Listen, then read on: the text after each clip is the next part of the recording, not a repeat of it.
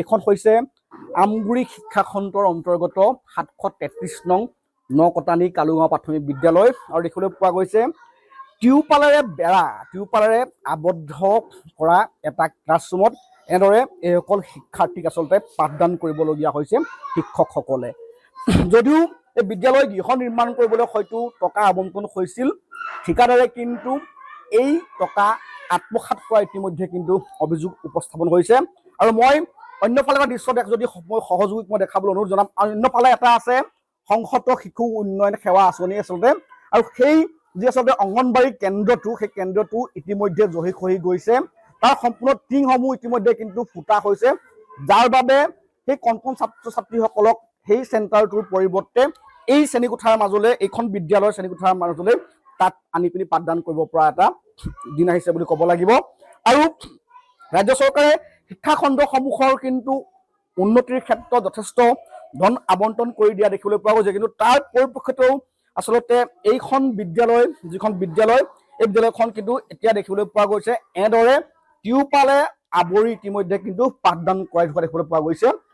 এই বিদ্যালয়খনত যদিও 5টাকৈ শ্ৰেণীকোঠা আছে, অংগনবাড়ী যিসকল কণ ছাত্ৰ ছাত্ৰীক লগালে কিন্তু 6টা ইতিমধ্যে কিন্তু ক্লাছ ইয়াত হৈছে, আৰু যি কাৰণে ইয়াৰ যি ৰুম আছে বা কোঠা আছে, কোঠাৰ কিন্তু প্ৰয়োজন বিদ্যালয়খনত আহি পৰিছে। স্থানীয় এজন ব্যক্তি আছে, কি ক'ব আচলতে কিমান দিন ধৰি এনেদৰে আচলতে টিউপালেৰে আৱৰি আচলতে পাঠদান কৰি থাকিবলগীয়া অৱস্থা হৈছে? আচলতে এইখন বেৰাটো আজি 10 বছৰমানেই হ'ল পৰা। মানে কথাটো হ'ল কি, ঘৰটো তালৈকে আছিলে, ঠিকাদাৰে পইচা নহ'লে বুলি ক'লত, নুজুৰিলে বুলি ক'লত এইডোখৰ ভাঙি পেলাই মানে বনালে, আৰু এইডোখৰ নবনালে। এইডোখৰ কি কথা নাজানো, আৰু ঠিকাদাৰে পইচা বোলে ইমানটোলৈকে আহিছে বুলি ক'লে। আমি তেতিয়া ঠিকাদাৰ কৰিছে যদি আমি এইবোৰ বিষয়ে তেতিয়া আমাৰ ইমান নলেজ নাছিলে, এইডোখৰ কথা, এইবোৰ কথা আমি শুনিছোঁ, আৰু যিটো কথা কৈছে সেইটোকে আমি মানি লৈছোঁ।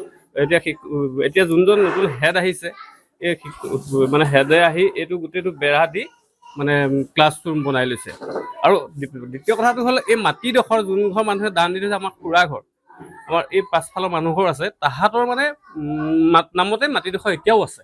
এতিয়ালৈকে চৰকাৰৰ নামত কোনো অহা নাই।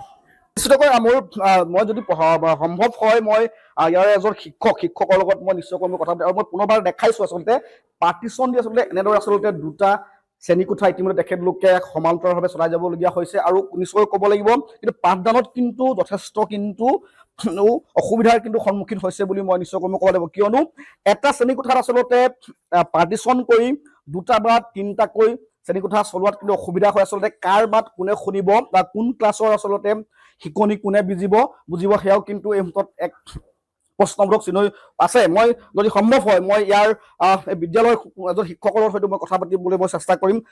কি ক'ব আচলতে দেখিবলৈ পোৱা গৈছে আপোনালোকে আচলতে টিউপালেৰে আৱৰি আচলতে ক্লাছৰুম ইতিমধ্যে চলাই থকা দেখিবলৈ পোৱা গৈছে, আৰু ইতিমধ্যে এটা ক্লাছৰুমত পাৰ্টিশ্যন কৰি 2টা বা 3টা ক্লাছৰুম ইতিমধ্যে আপুনি ক্লাছ চলাবলগীয়া হৈছে। নিশ্চয় অসুবিধাৰ সন্মুখীন হৈছে, কি ক'ব আপুনি? মুহূৰ্তত অলপ অসুবিধাৰ সন্মুখীন হৈছোঁ বাৰু।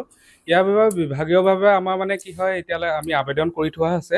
এতিয়ালৈকে মানে হয়তো বিত্তীয় বৰ্ষৰ শেষত এইটো হয়তো আহিব পাৰে আমাৰ বিদ্যালয়ৰ অনুদান। এতিয়া বিশেষকৈ আমাৰ যিহেতু লেট্ৰিন বাথৰুম যিটো আছে, সেইটো যথেষ্ট জৰাজীৰ্ণ অৱস্থা। এইটো আমি মানে আমাৰ কাৰ্যকালত পোৱা নাই, আগৰ পৰাই আছিলে। কিন্তু সেই যেতিয়া আমি আহি মানে এইখিনি আমি তাৰ ওপৰত আমি আবেদন কৰিলোঁ আমাৰ বিভাগীয় কৰ্তৃপক্ষৰ ওচৰত, আৰু তেওঁলোকে সুন্দৰভাৱে তেওঁলোকে ইয়াখিনি আগবঢ়াই দিছে। কিন্তু এতিয়ালৈকে আমি অনুদানটো পোৱা নাই, পাম আৰু তেতিয়া। 5টা শ্ৰেণীকোঠাত টোটেল মানে ছাত্ৰ ছাত্ৰী কিমান আছে আপোনালোকৰ? আমাৰ টোটেল আপোনাৰ 5টাত 23জন ছাত্ৰ ছাত্ৰী আছে। শ্ৰেণীসমূহ তাৰ লগতে আমাৰ অংগনবাড়ী কেন্দ্ৰটো আছে, অংগনবাড়ী কেন্দ্ৰটো আপোনালোকৰ লগতে আছে। আৰু নিশ্চয়কৈ আচলতে শ্ৰেণীবিলাক আচলতে ক্লাছবিলাক ল'বলৈ খওঁতে আপোনালোকৰ নিশ্চয় অসুবিধা হৈছে? অলপ অসুবিধা হয়, আৰু আমাৰ চাব গ'লে আমাৰ বিদ্যালয়ত শিক্ষকৰ সংখ্যাটো কম। আমাৰ 3জন শিক্ষকে চলাব লাগে। তাৰোপৰি আমাৰ অংগনবাড়ী বাইদেউ 2গৰাকী আছে, সহায়িকা এগৰাকী আৰু বাইদেউগৰাকী আছে।